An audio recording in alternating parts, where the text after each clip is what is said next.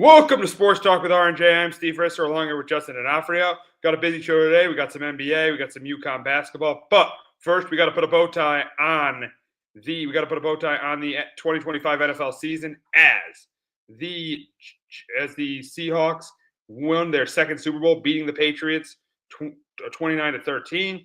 It was a game that the Seattle defense dominated from start to finish to win their second Super Bowl. Justin, you're a Patriot fan. Your thoughts on what happened on Sunday night? Yeah, it was a rough one. Knew it would be a tough one to win. Knew that was a really good team. I think I said it last week. Like, this is the first time in the playoffs that the Patriots are going to face an offense that has somewhat of a pulse. And their defense played pretty well. They kept it in it for a while. They did a good job of kind of keeping Seattle out of the end zone and held them a bunch of field goals. But the rush defense struggled a bit. The offenses did not do much at all. Part of it was, I think, May was injured. Part of it, obviously coming out the other day that Will Campbell tore a ligament. And I kind of wish that they tried Vidarian Lowe at the left tackle spot because it was to the point where Will Campbell was almost hurting the team than helping. I commend him for going out there and trying to play hurt, but, at what point, was he hurting the team? But, the offense didn't do much. Like, I know people are getting out Josh McDaniels, but it's like, what really could he do? Drake May is hurt. They're all like he had no time to do anything. So I get it, but yeah, it was an ugly game. It was over pretty quickly. But and also too talking about Seattle's kicking game in all three phases. Like Seattle was great in all three phases. Like the punter was great. Jason Myers, I think he should have won the MVP. He was the only guy that scored for the third three quarters. So Seattle's just a better team in all three phases. They just got beat handedly, and you knew pretty early that it was not going to be a pretty good game. Yeah, you knew early on, and because Seattle's defense was really good early, getting pressure on Drake May. Yeah, you knew early on it was going to be a brutal game for the Patriots. I mean, I felt like the Seahawks not cashing in, and cashing in the red zone, or cashing in on New England side of the field and kicking field goals, that would have kept them in the game. But you saw the way that Kenneth Walker ran the ball. You saw the way their defense played. Seattle just dominated all night long, and that final score wasn't even indicative of the game. That game was that score was more lopsided than the final score was. That wasn't a two-score game. That was more like a three-score game. So it's just an absolutely dominant performance from the Seahawks, and they proved why they were the best team in the NFL this year. There weren't many weaknesses with them. There weren't many weaknesses. Their defense was arguably the best in the league. Them and Houston were 1-2 in the league. They had a good quarterback in Sam Darnold. We got to stop saying that Sam Darnold's not a good quarterback. He won 14 games 2 years in a row. I'm not saying he's Josh Allen or Patrick Mahomes, but they got a good quarterback in Sam Darnold, really good running back in Kenneth Walker, solid skill guys. JSN, one of the top receivers in the game. Cooper Kupp was really reliable too in the postseason. Offensive line at the tackle position was really good. Zabel had a good Super Bowl too in the run game. Their first round pick, Ray Zabel, he had a good game too. So really, this was a solid team. This was a really, really solid team. Probably the best. Them or Denver were the two best rosters in the league. So yeah, Seattle proved this year on Sunday night why they clearly were the best team in football. That's what they did. They clearly proved why they were the best team in the league. Yeah, they definitely did. I was looking this morning for the show. So taking out the two games that they played against the Rams, the Seahawks, their defense this year only gave up 15 points a game. Like their defense was nasty. In 2025, we're such an offensive league. Their defense was phenomenal all year. That coaching staff, Chandler, did a great job building that team. And yeah, Sam Darnold proved that he's a really good quarterback and has proved that it was mostly the Jets and mostly Carolina. Some of it to his own fault when he was there, but there's some of the blame, but a lot of it goes on kind of the organization. He's done a really good job bouncing back. And yeah, 3 years, $100 million is an absolute steal for Super Bowl winning quarterback nowadays for how much, the Mahomes and Josh Allen and Burrows are getting, right in this day and age. It definitely is. And that's why they had one of the top rosters in the league. They were able to, sign free agents, make trades to build the roster they built. So just an outstanding job by Seattle this year. And we'll start with them. We'll start with them as we recap the Super Bowl. We'll start with them with why they won this game. And I'll start. And number one, it was the obvious reason. They got pressure on Drake May. They sacked him 6 times. 6 sacks at Drake May. It all started. It started on the first drive when Derek Hall got that big. When the Patriots were kind of driving there on that first drive, down 3-0, and Derek Hall got that big sack to pretty much kill that drive. Then the second drive of the game, Devin Witherspoon gets a huge sack to kill that drive. And the biggest thing too with their pressure, the biggest surprise for me was the way they blitzed Devin Witherspoon. They blitzed him 6 times, and it worked really well 3 times. You had the first 2 drives, you had the pressure on third down, the sack on third down on the second drive, and then we all know the Nwosu touchdown where he came on the blitz and made through the interception in Nwosu. So, the way they blitzed Witherspoon was my surprise. That was the biggest surprise for me, is the way they blitzed Devin Witherspoon. They were so timely, too. Mike McDonald was so timely with those blitzes. So he did a really, really good job. So the pressure on Drake May is obviously the biggest reason why they won the game. Number 2, Kenneth Walker. And that was the one thing I thought New England was going to bottle him up. I thought New England really was going to bottle up Kenneth Walker. They did a great job at JSN. Containing him. But they did not do a good job with Kenneth Walker. They did not at all. He had 135 yards. He was the Super Bowl MVP. Yeah, you could argue Jason Myers could have won it. You could argue maybe someone on the Seattle defense, Derek Witherspoon, Derek Hall. But Kenneth Walker had a great game against a great run defense. New England, when Robert Spillane and Milton Williams played, they were a great run defense this year. And they didn't. And the thing is, you look at the PFF grades from Spillane and Milton Williams, they didn't play. They did not. Their run grade, defense grades were not good in that game. Not good at all. So it looked like that Seattle's offensive line had a lot of, was able to contain Milton Williams. Because Milton Williams didn't have, I don't think they had that good. I think he had a sack, but he missed Darnold a couple of times. He wasn't good against the run. But go back to Kenneth Walker. Kenneth Walker had a great game. To me, that's the second best reason. Seattle was able to run the football. New England wasn't. Seattle was. That was a big reason why their offense had more success than New England. And then number 3, I know this wasn't a great game for Sam Darnold. He completed like 50% of his passes. He missed the touchdown pass to JSN, which would have tied the longest touchdown pass in Super Bowl history with Jake Delhomme in 2003 against the Patriots. But he did. But the big thing about him is he didn't turn the ball over. He didn't turn it over. All postseason didn't turn the ball over. Drake May turned it over 3 times. He didn't turn it over. So to me, that's another reason why Seattle won, is because Darnold played smart. He was close. New England was jumping routes early in the game, but he didn't turn the ball over. So my 3 biggest reasons: the pressure they got on him, Kenneth Walker, and Darnold turning the ball over. Justin, why, in your opinion, did Seattle win this game? Yeah, I got 2 similar ones as you hear. And the first one, was the most obvious one, is the pressure that they got on Drake May. You mentioned it, the 6 sacks that they had all day. Drake May was never comfortable back there pretty much all night. The Patriots offensive line most of the year played well enough, but we saw in the playoff games that there's still a lot of work to do up front, and Seattle exposed it, and Seattle had a great defensive game plan, and New England had a really rough day trying to slow them down, and they did not do much of it at all on Sunday night. And the other one too for me that I had with you is the turnovers. Or Seattle, the lack of not turning the football over. During the regular season, I think they were second in the sport in their offense to turning the football over. They didn't turn it over once in the postseason, so they really cleaned it up throughout the postseason. Yeah, I mentioned it. Sam Darnold had a couple interception-worthy picks that Patriots couldn't take for granted, and that was huge. Maybe one of those flips the game. Patriots really could have used a defensive touchdown on that one to try to keep them in it. So, Seattle protecting the football. My third one was just the special teams. Jason Myers 5 for 5 on kicks, and then even Dickerson, their punter. He pinned the Patriots inside the 20 3 times. So, and I think his punts he averaged like 48 yards per punt. So I thought Seattle special teams too was a huge difference, because Patriots special teams have been really good this year, and Seattle, with what they did with their special teams, I thought was a huge key as well. That was a huge point with their special teams. That's a great point. Myers kicked 5 field goals. And let me tell you, that was the difference between the Rams and them this year. Seattle's special teams was much better than the Rams. And if the Rams' special teams was as good or close to as good as Seattle's, they would have won. I think they would have won the Super Bowl.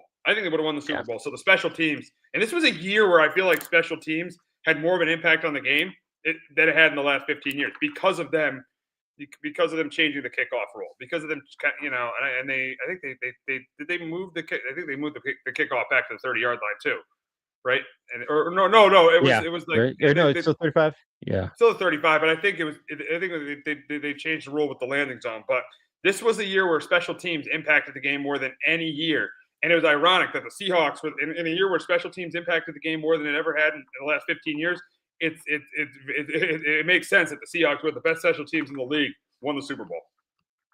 Yeah, absolutely. They were great all year. Meyer's been one of the best kickers, and Dickerson's I think the best punter in the sport as well. And yeah, especially in the format because the Rams. There was a couple games like that Eagle game, the Seahawks game cost them, the NFC Championship game. There's a couple games this year where the Rams special teams cost them, and that will kind of do it. Even like Green Bay through the years, sometimes it felt like a couple of those playoff games. Their special teams blew it for them as well. So, yeah, I think special teams is huge aspect of the game, and we have a kicker that's on a Mac like Myers and a guy like Dickerson that could pin you inside the 20 like he does seems like every time. Put you in really good shape. Yeah, and one of the plays of the year for the Seahawks, one of the plays of the year was the Thursday night game when they were down 16 points to the Rams, and Raheem Shaheed had that kick return for a touchdown, and that flipped that game. That gave Darnold the opportunity to lead those two game-winning drives. So, yeah, as I said, in a year where special teams meant so much, it made sense that the Seahawks are the best special teams and that they won the Super Bowl. Now, the big question, a lot of people want to answer is, what does this mean for Sam Darnold? What does this win mean for Sam Darnold? Because as we talked about Sam Darnold earlier, his career started with the Jets. It didn't start well with the Jets. He had the seeing ghost game. He had 3 very tough years with the Jets. Then he had 2 really tough years in Carolina. Went to San Francisco, backed up Brock Purdy, and then he had a really good year in Minnesota. And then he has another really good year at the Seahawks. Then the Vikings fire their GM as a result of that, of not keeping Sam Darnold. And then he, the big question going into the playoffs was, how is Sam Darnold going to play in the postseason? Played pretty well against the Niners. They won that game. Was outstanding against the Rams. That was the reason why this wasn't a Trent Dilfer or a Brad Johnson run. How great he was against the Rams. And then, he didn't turn the ball over against the Patriots. So what does this mean win for him? I know last week we said he's a top 10 quarterback if they win this game. I think he's at least, I'll amend that a little bit. I think he's at least top 15. I think he's at least top 15. Now, he's not one of the top guys. He's not Mahomes. He's not Allen. He's not Lamar. He's not Burrow. He's not even Stafford. I don't think he's as good as Drake May when he's healthy. But, he's in that mix. He's in that mix, I'd say right now, with the Brock Purdy's, even the Dax, the Jalen Hurts, the Jordan Loves, the Jaden Daniels, the Justin Herberts. I think he's in that group. He is a solid quarterback. He's a good quarterback now. And no one can say that he's not, because look at what he's done the last 2 years. He's won 4 in a quarterback league. He's won 14 games back-to-back years. In a quarterback league, he's won 14 games back-to-back years. And he had a phenomenal performance against the Rams in the NFC Championship game. The Seahawks are not in the Super Bowl if Darnold doesn't play the way he does in that NFC Championship game. So to me, there's no way he's not an elite quarterback, but there's no way you can't call Sam Darnold a good quarterback. And I think he's at least a top 15 quarterback and arguably a top 10 quarterback for the way he's played the last 2 years. Yeah, absolutely. I'd put him in the top 10, probably at 9 or 10. I'd slot him in at because he's won a Super Bowl. You mentioned like that group that you'd have him in with like Jaden Daniels, Bo Nix, Brock Purdy. He's got a Super Bowl. So we talked about it last week. There's not many quarterbacks right now that have one in the league, and we talk about it. Allen has never gotten one. Lamar Jackson hasn't gotten one. Jordan Love too. So like I have to put him in the top 10 just because he has a Super Bowl. And you mentioned it, like the way he played in that NFC Championship game and to help him get there was huge. I know he didn't really have to do against the Patriots to win the game. He just had to really make sure he didn't lose in the game. He did a pretty good job of managing the football game. So I put him in the top 10 for kind of the last 2 seasons. You mentioned the back-to-back 14-win seasons. Tom Brady's the only other quarterback that's ever done that. So that's pretty high regards. So for me, I put him in the top 10 for the way he's played and because he does have a ring. And there's a lot of quarterbacks right now in the league that can't say the same. Exactly. So, yeah, I would say top 10, top 15. What a great story. What a great story of Sam Darnold, a guy that I wanted the Giants to draft. Now, I kind of gave up on him when he was in Carolina, but what a great story. What a great redemption story. 2 organizations that he failed with, that it didn't work with. Then, he went to San Francisco, and then he went to Minnesota, had a really good year, and then he went to Seattle and proved why he was a really, really good quarterback. And he was definitely the best quarterback on the open market. People tried to say Aaron Rodgers. No way. This guy was the best quarterback in the open market, and that's why the Seahawks are champions. But we'll get to the coach, and I thought 2 years ago it was a little risky moving on from Pete Carroll. It was a little bit risky. He had so much success in Seattle, but Mike McDonald has done a phenomenal job the first 2 years, won 10 games last year. People forget he won 10-7 last year. And then this year he goes 14-3, did a phenomenal job calling. He's the first defensive play caller to win a Super Bowl, Mike McDonald. First defensive play caller to win a Super Bowl, so he did a great job there. And really, what does this win mean for him? What does it mean for Mike McDonald? I think he's clearly a top 10 coach. And I think you can arguably say top 5. I mean, I still would take Reed. I still would take McVay. I'd still take Sean Payton. The guys who've won. Sean Payton, Reed, McVay, Harbaugh. Shanahan, it's debatable, but he's had more long-term success. So Shanahan, I don't know, but maybe Vrabel over him. So, but he's clearly a top 10 coach. That he's established himself to me as clearly a top 10 coach and arguably a top 5 coach in the league, just because of how much of a genius he is on the defensive side of the ball. I have him in my top 5 right now in head coaches. He did an unbelievable job with his defense. I mentioned it. You take out the rain game this year, they only gave up 15 points a game, which is pretty impressive in this day and age where, teams are so, it's such an offensive league now. And the way they got after the quarterback, because, it's a special defense they had. And I think he's done a really good job turning around. And like the Pete Carroll move 2 years ago was kind of, does this work out or not? And it's worked out in favor. And you kind of saw how big of a disaster Pete Carroll was in Vegas this year. So it was a brilliant move by Seattle. And McDonald's been a great choice. And, comes from the same tree as like Jesse Minter with Harbaugh and all them. So maybe Ravens fans feel a little bit better. Maybe that, Jesse Minter is their next, Mike McDaniel. Mike McDonald, we'll see. But I think it was a pretty impressive coaching job by him this year. Oh, awesome coaching job! Awesome coaching job by him. He did a great job in his second year. He wins the Super Bowl. Now we'll talk about a guy that has been in Seattle for the last 15 years, and that's John Snyder. And he was the GM the last time they won a Super Bowl. Even though Pete Carroll had the final say of personnel, he was the GM the last time they won the Super Bowl. What does this win do for him? And in my opinion, this puts him on that tier with Howie Roseman. It puts him on this tier with Howie Roseman. And he did a great job rebuilding this team after he traded for Russell Wilson. Look at some of his draft picks.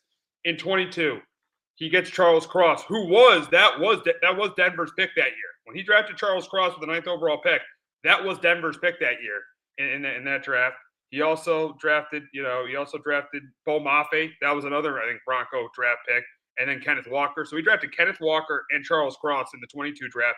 23 draft, he did a great job in the first round. 2 first-round picks. And one of the other reason why is they traded Russell Wilson away, and they had that pick.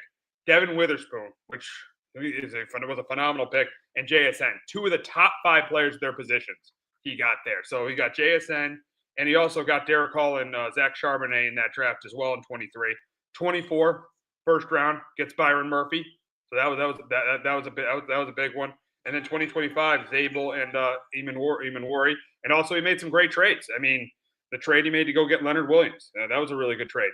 Ernest Jones, he made a really good trade going to get Ernest Jones. I think the Rams regret trading Ernest Jones to the Titans, and then the Titans traded him to the Seahawks. So Ernest Jones in the middle of that season, that really helped their run defense. They really didn't have that middle linebacker. They got it in trade. Julian Love, the safety. So he built this team. And if you're a great GM, doesn't just build a team through the draft or free agency. They build it through every avenue. Draft, most important is the draft, free agency, and trades. They explore every avenue, and John Snyder did that, and that's why he's on his own tier with Howie Roseman. To me, he's the second best GM in the league to Howie Roseman, and those two are on their own tier. You can't argue. Anybody should be on the tier that those two are on. I don't want to hear about Brett Veach. Brett Veach has 3 rings, but he had Andy Reid and Patrick Mahomes, and he didn't even draft Patrick Mahomes, Chris Jones, or Travis Kelce. John Snyder and Howie Roseman are on their own tier. It's as simple as that. John Snyder, this clearly makes John Snyder, the Super Bowl win, the second best GM in the league. Justin, what do you think this win does for John Snyder? Absolutely, I'm with you. I think it's the second best, GM executive kind of in the sport right now. You hit on everything. The trades that he's made over the years, the draft picks, the free agent signings. Like even this year, people were kind of questioning, is it right to move on Geno Smith to bring in Sam Darnold? And look what it did. And funny, in free agency, I forgot to mention Sam Darnold. That was the most important guy too in free agency. He got the quarterback. Yeah, he talked about Geno Smith and Sam Darnold. Turned out to be a great choice. Yeah, turned out to be great for him. That's another pick or another signing that he hit it on big time. So yeah, he's done an awesome job of rebuilding this defense in 2 years where thought there's gonna be a longer rebuild process, but that did not shake out. And even like last year, they won 7 games. You kind of see the signs. And this year, in a really good division, they took full control, and they got a really good young defense. Still, we'll see if they keep Kenneth Walker and if they sign him long term. Obviously, running back's always a question mark. Teams do that or not, but yeah, they got a really good young team still, and definitely might not be the only time that this group of Seattle wins the Super Bowl. I wouldn't be surprised. I would not be surprised at all if this team gets to or even wins another Super Bowl. So now we will move on to the Pats angle of this, and I'll start with you, Justin. Why did the Pats fall short in the Super Bowl? You're the Pats fan. I'll let you go first. Why did they fall short in the Super Bowl? Yeah, number one, pretty obviously offensive line was the problem. May just had no time to do anything. He was under arrest all night. They didn't really take many chances on the field. Well, kind of the second half. Took a couple, but like they didn't really roll him out. They didn't really have him do much play action at all. But again, some of that was mostly because the offensive line just could not block for him. Number two, they had opportunities to force a turnover. They couldn't get it. There's a couple balls that Sam Darnold threw up there that were up for grabs. They couldn't grab one of them. The first pass could have been a pick six, which could have changed the whole game, maybe. Who knows? But yeah, they just couldn't force a turnover defensively because they needed something from their defense to win that football game. Number three, Walker having 150 or 135 rush yards. They had to slow him down. They had to slow down that rush attack to give themselves a chance, try to make Seattle one-dimensional. They couldn't do it. I think he ran over for 4 yards of carry, and you mentioned kind of the PFF grades for Milton Williams or Robert Spillane. I'm not surprised because both those guys. Spillane, I think he's still a little banged up. And yeah, those two did not have a great football game, and Seattle took advantage big time. They sure did. They sure did. And two of the three are the same with me. Two or three are the same with me. Obviously, the protection. The protection was just really bad. Drake May was sacked 16 times. A postseason record 21 times in the postseason. Now, the 14 pressures by Will Campbell I'm hearing is inaccurate. That was like next gen stats. I'm hearing PFF said he was pressured 8 times. But regardless of it, he had a terrible game. Regardless of how many pressures he allowed, he had a terrible game on and really struggled and had a terrible post. It honestly had a pretty good regular season before he got hurt, but he had a terrible postseason. There's no doubt about that. So yeah, the protection was obviously the biggest reason why the Patriots lost the game. May was sacked 6 times and he was under pressure all night long. Number two, though, I don't think Drake May played well. I really don't think Drake May played well. Now we'll get to if he was hurt or not, but I don't think Drake May just didn't play well. Didn't do a good job at the line of scrimmage, seeing Seattle's blitzes. I don't think he did a good job at the line of scrimmage. Also, there were 3 plays that stuck out to me. 3 plays that stuck out to me. First, on a 3rd and 4, middle of the third quarter when they were down 12-0, when he missed Kashawn Boutte wide open. That was the one play. Number 2, and this was a big miss. And it was these 2 plays are on the same drive. When the Patriots came back to make it 19-7 and they got the ball back, when he missed Austin, when they were kind of back at their own end, with that great punt by Seattle, when they were back at their own end, he missed Austin Hooper wide open. He was wide open and he missed him there. He missed him wide open. And then number 3, on that same drive, the awful interception to Julian Love. And Chris Collinsworth said during the game, I don't even know what to say. That pick was just absolutely terrible. So to me, that's number 2. And then number 3 was the same as you, the run defense. Kenneth Walker gashed him on the ground. And that was one thing I did not expect to happen. I thought New England was going to be able to contain that running game. I really did. Because on the ground, the Rams contained Kenneth Walker. The Rams did a good job containing Walker.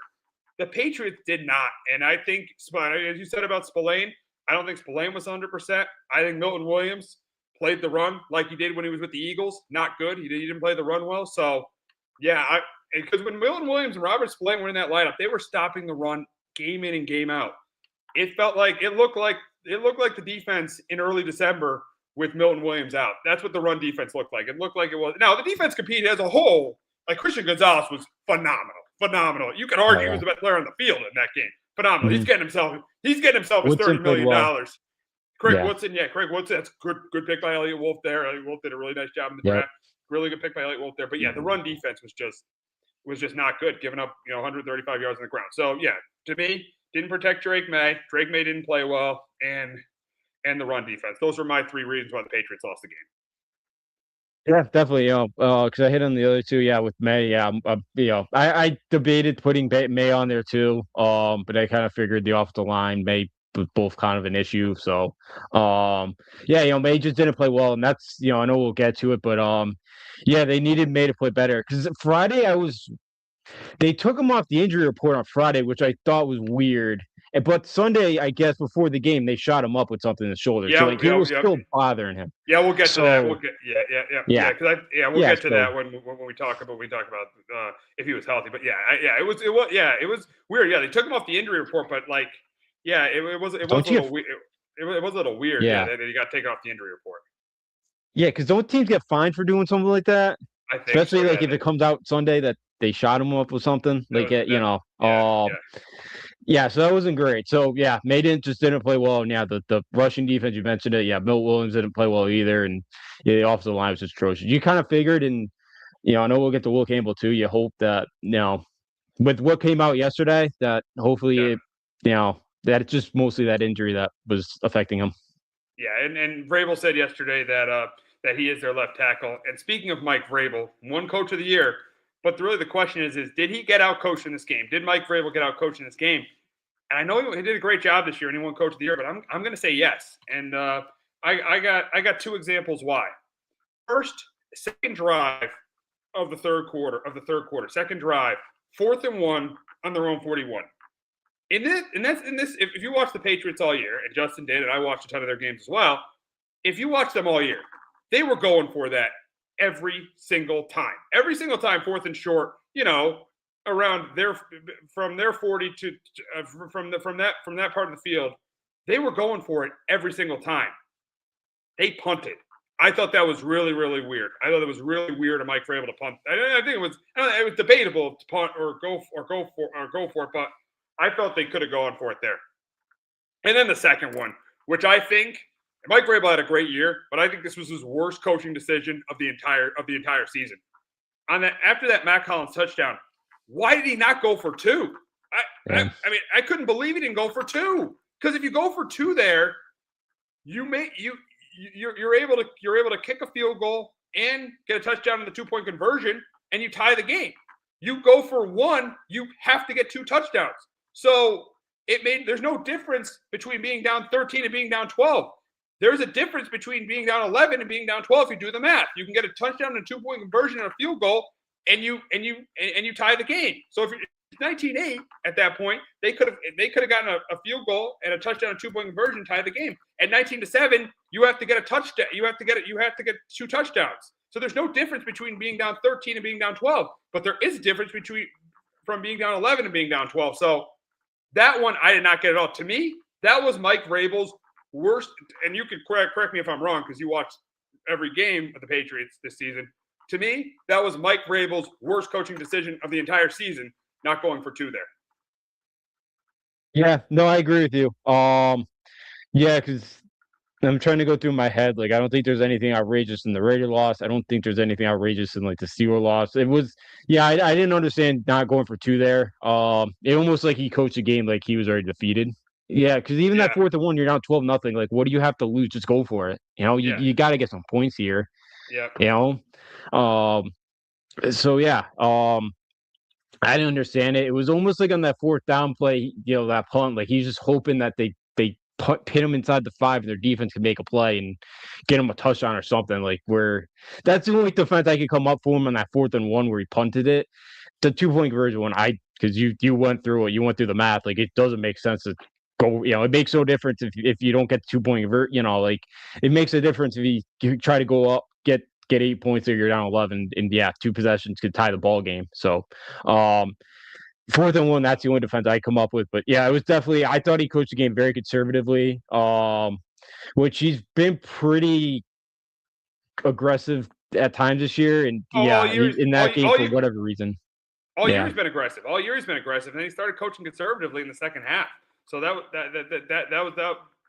a little weird. But but he had a great year. Don't get me wrong. He had a phenomenal first season But yeah, I thought those were the 2 moves that got the 4th and 1, punting on 4th and 1 in the middle of and after the second drive of the second half on a 4th and 1 punting there.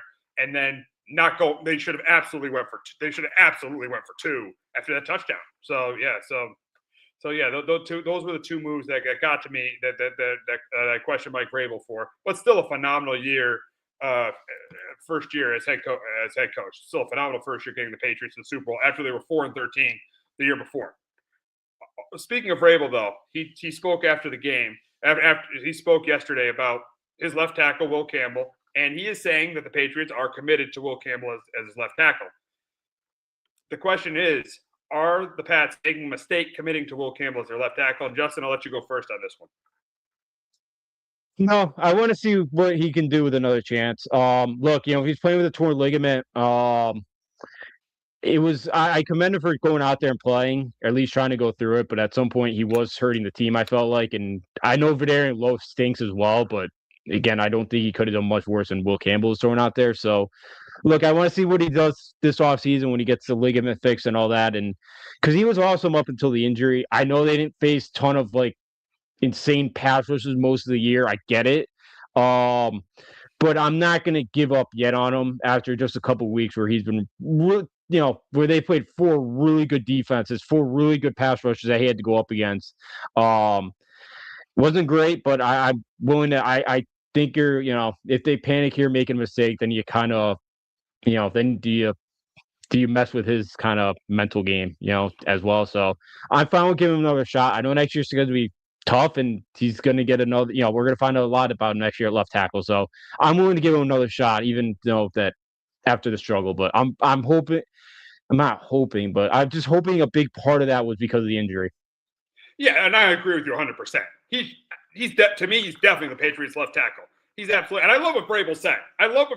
That he's our left tackle. He's 22 years old. He's our left tackle. He was so direct on that. He's our left tackle. He didn't beat around the bush. He's our left tackle. He was direct. He was direct. He immediately said he's our left tackle. So I love what Vrabel said. And yeah, he was hurt. He struggled. But there were some really good pass rushes. I mean, you're facing Houston, Denver, and Seattle. Those are 3 of the best pass rushes in the NFL. 3 of the best in the league. And he was banged up. I know he was terrible in the postseason. I get it. But I remember around Thanksgiving when he got hurt and he was going to miss time, we were talking about how much is this going to hurt the Patriots? Because people forget he was having a good rookie season before he got hurt. People forget that he was having a good rookie season. Everybody thinks, he's one of the worst left tackles in the game, which is nonsense. He was having a good rookie season before he got hurt. So I agree with you 100%. I agree with you that they're definitely not making a mistake committing to him as their left tackle. He was the number 4 overall pick, and he's 22 years old. 22 years old. So he was having a good year before he got hurt. A good year. So, yeah, I completely agree with you that they definitely are not making a mistake committing to him as their left tackle. Absolutely. And when he spoke yesterday, he apologized about not speaking Sunday night. And he's pretty emotional. Like, I think he knew. I don't want to say totally let the team, but like I think in his head he kind of knew, yeah, I was awful. I really hurt the team, and and again, and if I agree, like if Vrabel beat around the bush, then yeah, I think you mess with him, and then in that market you get a bunch, there's that's gonna be the question all summer. And yeah, exactly, yeah. And then you're messing up with a 22-year-old kid that now might be put in a tough spot. So yeah, I'm glad Vrabel was very direct in it, because look, him and Jared Wilson, I know Wilson struggled too in the postseason. He was great too at the left guard spot, so you hope that both of them have a better offseason. They get better. It'd be great if they can bring back Dante Scarnecchi, the great offensive line coach. Like he can come volunteer for the summer. Come volunteer for the summer. Are you hearing any rumors about Scarnecchi? I don't think he's coming back. He's been going. No, I'm just joking. No, I don't think so. It'd be nice if you can volunteer for summer. Just come help out. Work with Campbell and Wilson, but yeah. So I I'm good with Campbell. I think I saw confident that he could be a great left tackle, and him and Drake May, and hopefully even like Jared Wilson at the left guard spot are going to be here long future and continue to help build that offensive line out. All righty. So speaking of Drake May, though, and really the rumor the entire week was a shoulder injury, and the way he played on Sunday gets a lot of people to speculate. And then Mike Reese's report seeing that he took an injection before the game on Sunday, or getting a lot of people to speculate. How much did May's shoulder injury affect him in this game? Justin, I'll let you go first. I think he had a big part because we talked about it most of the year. He threw the best deep ball in the sport, and now maybe some of it on Sunday was, maybe some of it he was rattled, and Seattle did a great job, and maybe he was uncomfortable most of that game. But I do think that that shoulder played a big part in it. I know they took him off the injury report Friday, which is weird. But again, like McDaniel, like they've done a good job all year rolling him out. They didn't really do that at all. They didn't really do much play action. Like they really tried to keep it seemed like pretty basic. Try to help out that shoulder because a couple of his balls in the second half were not accurate. Because that even like in that second half after he took that hit to Denver, I think was it the play after the trick play he threw the ball and it was pretty inaccurate too, and it was he floated out of bounds. So I don't think the shoulder was healthy. I think that was messing with his accuracy. The interception one was weird as well. So um I think I think he's going to be fine, and I do think shoulder injury played a big part. I agree with you. I agree with you again. I think it did. I think it definitely did. Seeing and talking about the missed throws that I referenced in the second half, some of the missed throws, the missed throw to Kashawn Booty, the interception he threw to Julian Love, and then the overthrow to Austin Hooper. He was late. He was inaccurate. His timing was off. He didn't throw the deep ball. Well, yeah, the shoulder injury definitely had a factor. It definitely played a factor in this game. A lot of people didn't know if it would or wouldn't. I think it definitely did, and I think it was a big result with the pressure on Seattle's defense. It resulted in this play, but I think the shoulder injury did as well. Yeah, absolutely. And that was not a good combination because he mentioned Seattle made him uncomfortable at night. They rattled him. They rattled him right from the beginning, and that definitely played a part. But his shoulder being banged up did not help things either. So yeah, I think both played a big part of it. And one of the few games where we've seen him. I know the last couple. Say he didn't play great in the postseason. He did what he had to do most of it, but again, he had one of the most accurate seasons that we've seen out of quarterback. So he was awesome all year, and I just think the shoulder the last couple of weeks is especially Sunday, just definitely played a big part. And another question is you talked about his great season yet this year. How is this loss though going to affect him going forward? And I think it's going to affect him a little bit. I think he takes a little bit of a step back next year.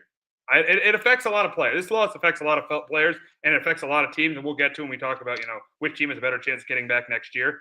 I think it'll affect him a little bit. I think this loss will affect him a little bit. I think he has a little. I think he regressed a little bit next year just because this loss affected him. Look at Patrick Mahomes this year. That loss. I think the Super Bowl loss affected him too, and he's the best quarterback in the league. So I do think this loss will affect him a little bit. Yeah, definitely. I think it will.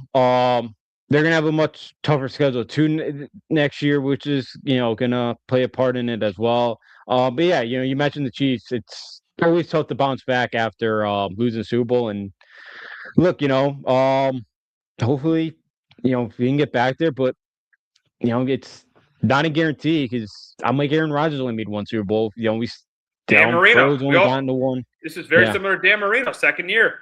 Never got back. Joe Burrow. We thought, he still hasn't gotten back. So, you never know. You never know. But I still think the future is bright for Drake May, and he's obviously their franchise quarterback for the next decade. The good part of the Patriots is they got their franchise quarterback and they got their coach for the next decade. And this leads me to my next point. Was this a great year for the Pats? Was this a great year for the Pats? I'll let you go first, Justin. They went 14, they turned things around from 3-14 to 14-3, got to the Super Bowl. And but the reason I'm asking the question is they kind of had, the path wasn't the most difficult path. We obviously know it was a good year. We all know it was a very successful year. But was it a great year for the Patriots this year? I thought it was. I think it was a great season for him. I don't know how it ended, but this team won 14 games and they made it to the Super Bowl. I get it. The AFC was down. Look, if they were the NFC West, are they a playoff team? Probably not. But look, they get to play in the AFC East where you have a perennial choke artist in Buffalo, and then you have two organizations that can never get out of their own way. You're not going to apologize for that. It's not their fault. It's not their fault they took advantage of it all. Not their fault that Patrick Mahomes was hurt. It's not their fault that Justin Herbert has not played well in the postseason. It's not their fault Buffalo can't ever make a big stop in a playoff game. It's not their fault Bo Nix got hurt, in the playoffs this year. It's not their fault, and they just took advantage of it. So, look, it's a young team. I've said it for the last couple of months. Like, they're not the roster. It's a top 15-ish roster. Like, it's not an elite roster yet. I was hoping for 9 wins. Hopefully, get in the playoffs or be playing meaningful football in December. Those are my expectations, and they made the Super Bowl. I didn't feel great. That's why I picked Seattle last week. Like I knew this was gonna be a tough test for them. So for me, it was a great season. I get it with the schedule and all that, but you need schedule luck to get to the Super Bowl. It's not their fault that they got stuck playing the FC South this year. Like I know it was easy, but like it's not like college football and they're picking out the 17 teams they have to play every Exactly. week. Yeah. You know, like it's made in advance. Yeah, exactly. You made a great point. The schedule was made in advance, and you brought up how you picked Seattle in the game. So you brought up how you picked Seattle. Was last week last week you brought up how you picked Seattle, and you're right. Seattle did win the game. But in my opinion, I agree with you. I agree with you again. I think it definitely was a great year for the Pats. I think they found and the biggest thing about this year is they found their coach and quarterback who should be together for the next decade because Drake May had an MVP level season. I think he should have won the MVP. I think he had an MVP level season. Mike Vrabel had a great first year with the Pats. Deservedly was the coach of the year. And then you look at the job Elliott Wolf did. You look at the job Elliott Wolf did turn around this roster. The 10 free agents he signed, the 10 starters that were free agents, most of them panned out, especially Milton Williams and Stephon Diggs. Those guys definitely panned out. And then look at some of the draft picks they had. And Will Campbell included, because Will Campbell was having a good year before that. Will Campbell, Craig Woodson, Travion Henderson. So he did a really good job in the draft. Elliott, this was the best Patriots offseason since they got Gronk and Devin McCourty. So it was the best offseason in 15 years. They had a great offseason. Vrabel and made it a great job. This absolutely was a great year for the Pats. Absolutely was. Because going into this year, your expectation was 9 wins. My prediction was 9-8. I thought they'd be battling for that 7th seed in the playoffs. I know they had an easy schedule. I get it, but they definitely exceeded those expectations. Because here's the thing about people that talk about the schedule. The people that talk about the schedule had them winning, 9 games. So, they completely exceeded that, winning 14 games and getting to the Super Bowl. So, yeah, it definitely was a great year for the Pats. Absolutely, and a lot of people too aren't talking about how this team did get better because the team lost to Vegas week 1, which was the worst team in the sport. They barely got out of Miami alive. They lost to a mediocre Pittsburgh team. And then ever since week 3, they were a really good football team. I know down the stretch of the playoffs, they sometimes a young football team like this, they find ways to lose games like at Denver, or like that. They did find a way to go in there and win. They went to Buffalo the first week in October and got in the Buffalo. So, yeah, like they beat up on a lot of bad teams, but I think this football team generally got better because after they lost to Vegas week 1, my expectation was this is a 5-6-1 team. And they proved me wrong in that area because Vrabel did a really good job getting the team better. So I get it. The schedule is a piece of cake, but it's not their fault. And I thought the team got better, and they did a good job of making sure that they blew out a lot of those teams. They definitely did. They definitely did. Yeah, and that's the thing. They blew out. The bad teams, the Titans, the Browns, the Giants, the Jets. They blew out all those teams. It wasn't like the Bears were winning all these games against bad teams. They blew those teams out. That's why this was a great team. That's why they had a great year and got to the Super Bowl because against the bad teams, they took care of business and blew those teams out.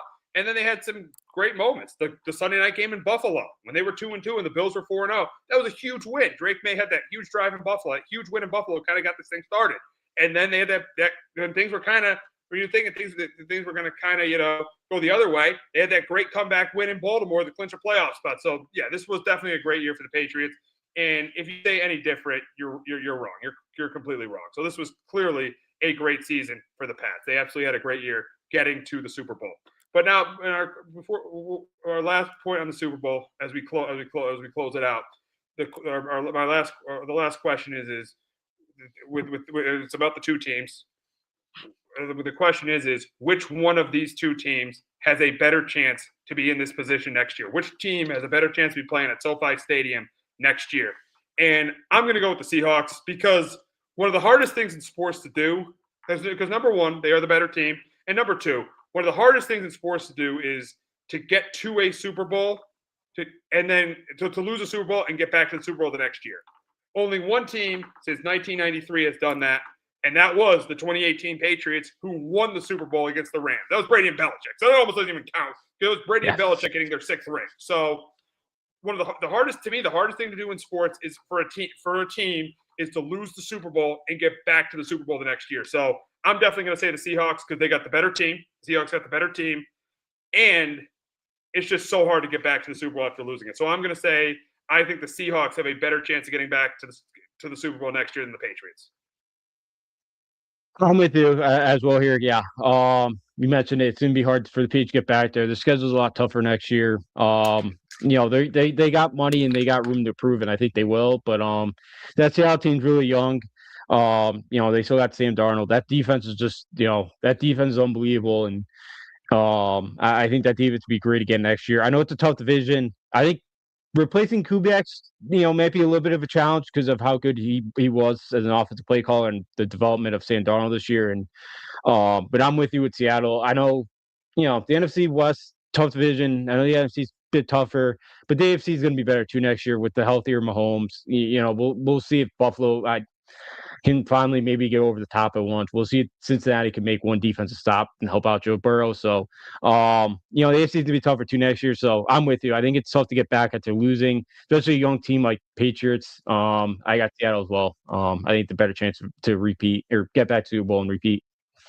All right, before we get to the NBA, we'll get to some league news. And first, we'll start with Max Crosby. He wants to leave the Raiders. Now, he did have coffee with their new head coach, Clint Kubiak, yesterday. Yeah, so speaking of Super Bowl champions, Clint Kubiak was introduced as Raiders head coach. And he had coffee with Max Crosby yesterday. The question really is where is Max Crosby going to play next year? And I still think it's going to be the Raiders. I think it's going to be the Raiders because you remember Myles Garrett? He did the same thing, and they ended up paying him. I feel like this isn't going to be a Micah Parsons situation. I think the Raiders, they know the reason why Crosby wants out is because of, previous regimes. I know Spytek was there last year, but previous regimes and everything. So I do think he eventually stays with the Raiders. I'm with you. I think he does end up staying as well. Because I think it was like a year or two ago. I know he wants to be part of the turnaround in Vegas, and I know he likes it there. And I do think he's going to try to stick around. And try to hopefully build something because I do know he really likes Vegas. I think he knows how important he is to that defense. So I'm with you. I think he's somebody that will kind of go the Myles Garrett route and will stick around and try to be part of kind of the solution and helping try to Vegas to turn this thing around. Yeah, I think so. And you like what Vegas has got going. We're probably gonna get Fernando Mendoza. We'll see what Clint Kubiak is. So yeah, I think he stays and tries to turn this thing around.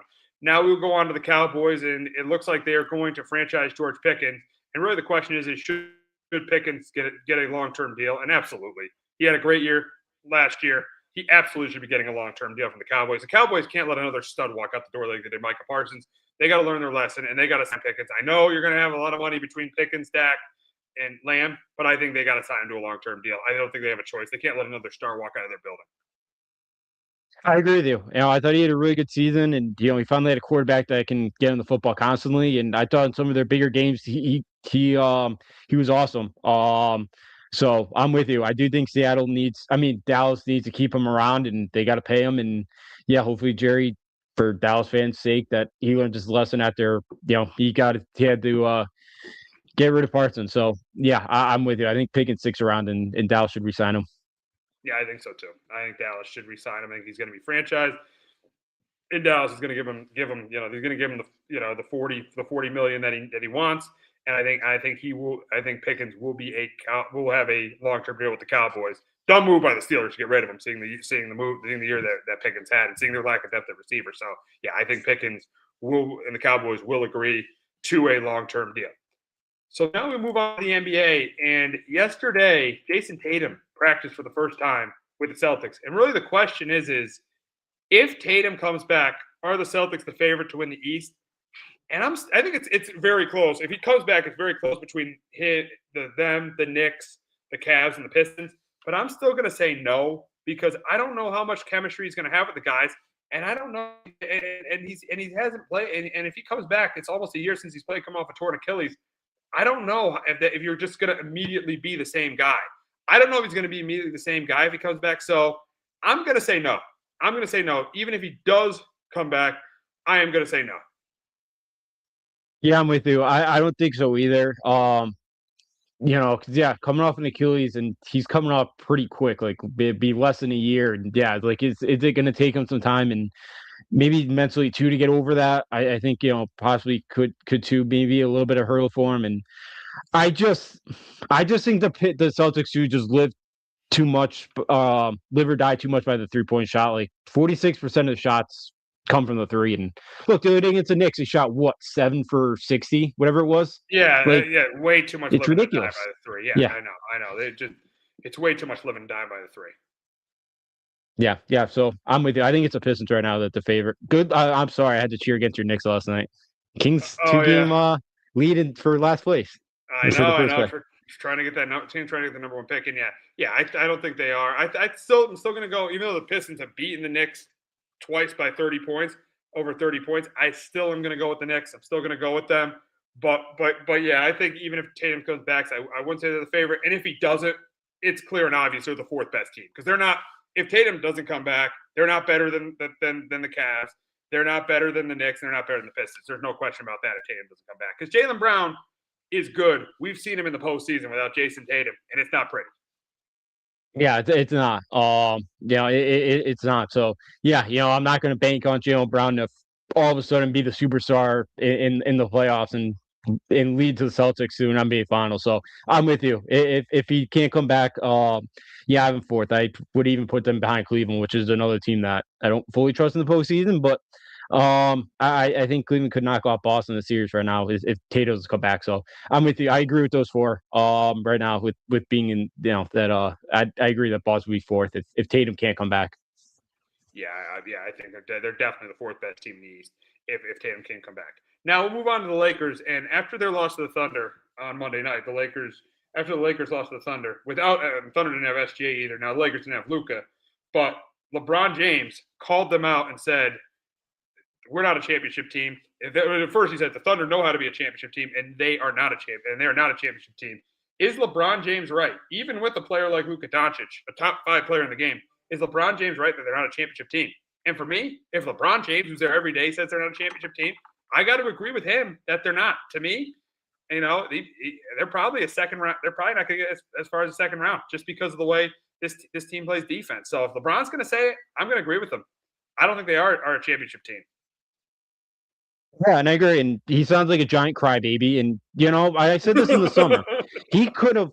All he had to do, if they're not, is take a little bit of a pay cut and help your team get better. But no, he still has to make his $50-60 million a year that he's making. So I don't feel bad for him. He's part of the problem. He's made $1 billion in his career. You can take a little bit of a pay cut if you want to go out there and win the championship. So I'm putting blame on LeBron James. He go cry me a river. But yeah, I'm so tired of him. But yeah, so I'm with you. I don't think they're one of the better teams of the Western Conference right now, and I think the Nuggets are better than them. Rockets, Spurs, I'd say Timberwolves Spurs, Timberwolves. I don't know about Rockets. They got Spurs definitely. Definitely the Spurs. Definitely the Nuggets and the Thunder. They're clearly better. Rockets, I don't know. I don't know about the Rockets. I don't think they have that that closer at the end of games. I feel like they don't. I feel like they don't have that guy who can that go-to guy at the end of a game. I don't know if Durant's that guy anymore. I don't know if he's that guy anymore, to be honest with you. But yeah, you hit the nail on the head with LeBron. Take less money. You're still an all-star level player. You're still a top 15 level player. You're not a top 5 player anymore. You're not on the top tier with Giannis. You're on the top tier with Jokic and SGA and Luka. You're not on that team anymore. And I feel like he hasn't really accepted that it's Luka's team yet, which he needs to, because the only way they're going to win this is he's the one, number 2. And the reason the Lakers are in this position is him, because you said it to one. Not taking the money and not accepting that it's Luka's team. And right now, Luka is clearly the better player than him. So you are 100% right. LeBron is the reason why the Lakers are in this position right now. Yeah, absolutely. And also, I know it was, pick 57 they've drafted Bronny, but they wasted a draft pick to draft his kid. That could have been a bench guy. That could have been a bench guy because he has no business being on an NBA roster. Let's be honest. No, he doesn't. He doesn't. So that's another thing. So LeBron crying about this all, and he's part of the problem. So yeah, he hasn't accepted either that's Luka's team, and yeah, it's an issue. They're not great defensive team. Yeah, he's still a really good player. Don't get me wrong, but yeah, he doesn't need to be making $50-60 million if he really wanted to go win a championship. He can go blame it, But again, I know LeBron's ego is too big for that, and I know he'll never accept that. But yeah, so I'm with you. It's he's part of the problem, and he should accept that it's Luka's team, but he's not because he thinks he's he still thinks he's on top of the world. Which but again, that's gonna happen. I know, sounded like behind the scenes too. Him and Jenny Buss don't get along and all that. So it's he's not finishing the career on a great note. No, and the Lakers are going to part ways with him this year. He might have played one more year. He's probably going to play it somewhere else. I'm thinking he's going to just finish it off in Cleveland. I think that's where he may end up finishing it off. He might end up finishing it off in Cleveland the way things are going right now. But I just don't think it's going to be with the Lakers. I think they're going to part ways with him at the end of the year. Yeah, it seems like it. No chance you'd think he comes to New York. Nah, I don't think so. I don't think he does. But yeah, who's really going to want what? Who's really going to, because he's going to want it to be his team, and it's really not his team. Yeah. So yeah, we'll see. I'm not sure where he's going to finish it off, but I just feel like it's not going to be the Lakers because he's really kind of holding. I feel like he's the one. And you said he's kind of holding that team back right now. Mm-hmm. He is. So he'll never admit it. He'll never admit it. He definitely is holding them back. He's still averaging over 20 a game. Think 6-7 assists.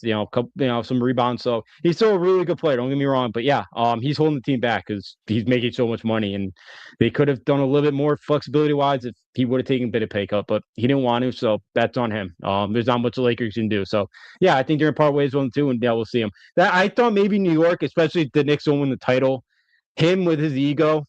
Hey, my final year, I go help the Knicks win a title, But I think maybe there might be maybe in the back of his mind, maybe he'd like to go finish off in New York. But yeah, I'd rather get Giannis if I'm you guys. Yeah, without question. At this point, you absolutely would rather get Giannis. There's no question about that. There's no question about that. But we'll move on. We'll wrap the show talking about some UConn basketball. And UConn is trying to bounce back after the loss to St. John's. They take on Butler tonight, and they beat Butler 79-60 in their first matchup.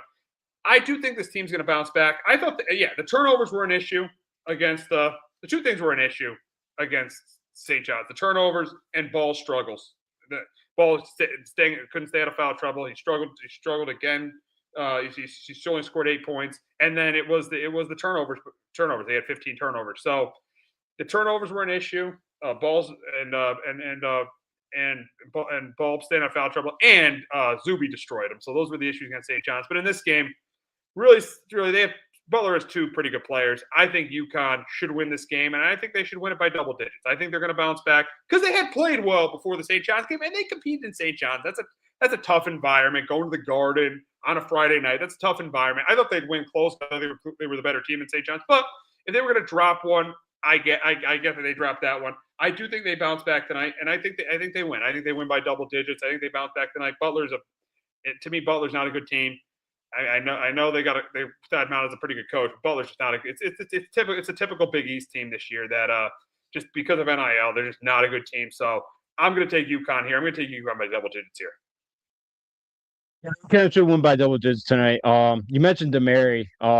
Yeah, even last year when he was at Georgia, they played St. John's down in the Bahamas. They forced 10 turnovers on him. So they have his number. He's been a problem. And Zuby was a tough matchup for him too last week. And the physicality too. I think they kind of got him as well. So I expect to bounce back. Butler defensively is not a good team. You mentioned, the two good players, Michael Ajayi, the Zaga transfer, and Fensley Bizjack are the two best guys. And Bizjack's had to be more of a point guard now because they're down definitely two guards tonight. They also might be down. They're probably their third best player. And now Kaiser, I know he's questionable the other night. I haven't seen the injury report yet. So they're really thin right now. In the backcourt too. So, and it's not a good defensive team. Like during Big East play, their teams are shooting 57% from two on them. So it's not a great team. So I expect them to bounce back and play well. They one of their better defense performance all year than Butler. The first meeting, because Butler shot less than 30% in Hartford about 2 months ago when they played. So I expect a good bounce back effort, the homecoming game for Mullins. So I think he grew up 20 minutes away from Indianapolis, so I expect a big game from him tonight. So I expect UConn to win this one, and I expect it to look a little bit more like they did the last outside of the St. John's game, a little bit more like the last couple before St. John's. And you brought up Bizjack and Ajayi. They held them in the first matchup. They held them both to single digits. So I think they're going to contain them both. And I think it's a double-digit win here. I think it's a double-digit win. It was a tough loss at St. John's, but I feel like this team has gotten back on track. I think the Creighton game, the Xavier game, I think this team has still gotten back on track, and I think they bounce back that and get a win by double digits. Yeah, absolutely. Absolutely. And you talk about those Big East standings. Butler. I know now Marquette after they lost last night, but there was a 6-way tie for 6th place yesterday. That's crazy. That's crazy. Yeah. You might have 3 teams finish over 500 in this league. Just conference-wise, play-wise. Wow, conference-wise, I think you might have half the league around 500, which is crazy in college basketball. Have half the league around 500. Yeah. Creighton's 7-6 in the 4th place right now. These teams got to start spending some money in NIL. Outside of UConn and St. John's, and even Villanova, the rest of the conference got to start spending some money in NIL. So Creighton is up there. Marquette's up there. Now, Creighton just missed on some portal. Marquette, we know what their issue is. I assume Shaka's going to win the portal next year. I assume. And Providence, too, spent a ton of money. They spent over $10 million on their team. And they've had Edwards out. That might be a sleeper team. Yeah. Edwards has been out this game. That could be a sleeper. That could be a sleeper team for the Big East tournament.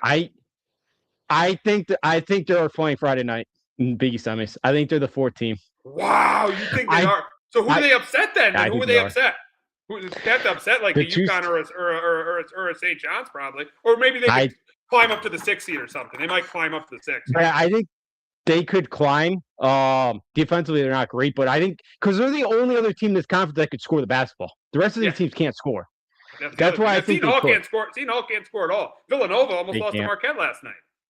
Yeah, if they lost last night, they're either in Dayton or they're playing in the Crown. So you were looking last night at some point. I thought Big East is squarely looking at 2 teams. So thank God they got out of that one last night with a win. But Marquette's going to pick somebody off, I think. But towards the end here. But yeah, it's not great for the league. So I'm with you. I think Providence is a real sleeper. I will be at the dump this weekend to see them play St. John's on Saturday.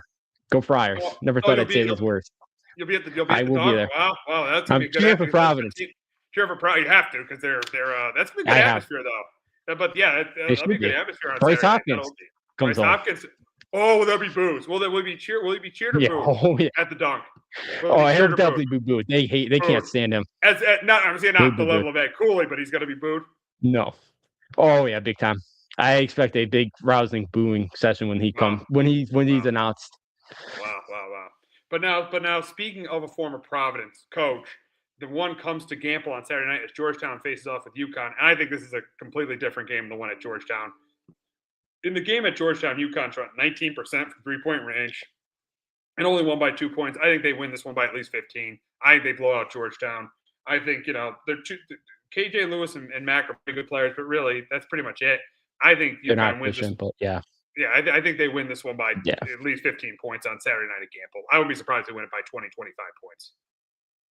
Yeah, absolutely. Yeah, because you mentioned Mack and Lewis are the 2 shooters. They're not efficient. I think Lewis is just 40%. I think Mack is 38, 39%. Those 2 guys are going to take majority of their shots, and they're not great shooters. Vincent Chuaku, their big guy, he's been playing really well of late since coming back from injury. He's going to be a tough matchup for him. Georgetown's starting to play a bit better since that Providence game. Now I know the league is dreadful and that helps, but they are starting to play a bit better. And yeah, that first meeting, it was UConn's 5th game in 13 days, or 3rd road game. I think a lot of tired legs that afternoon. And I expect it to be that Saturday night in Gamble, they usually get their best effort. And I think KenPom's got the spread 16. So I do expect them to kind of take care of business here. They're not great either. Georgetown at finishing around the rim. I think they're 55%. They're kind of, so they're not great at finishing around the rim. They take a lot of mid-range jumpers. So I expect UConn here to take care of business. They should get, because even the first game you mentioned, they shot 19%. I thought a lot of those threes were open shots that just didn't go in. So I'm expecting them to get a bunch of open shots again. And this time around in Gamble. Gamble rims are usually pretty friendly. I expect them to knock down those shots this time. So should not be a fun Valentine's Day night for Mr. Cooley. It should not be. You are right about that. So I'll wrap up this edition of Sports Talk with R&J. For Justin Alfio, I'm Steve Risser. We will be back next week recapping the first half of the NBA season. talking more UConn basketball, and hitting any NFL news that comes our way. Have a great weekend, everyone.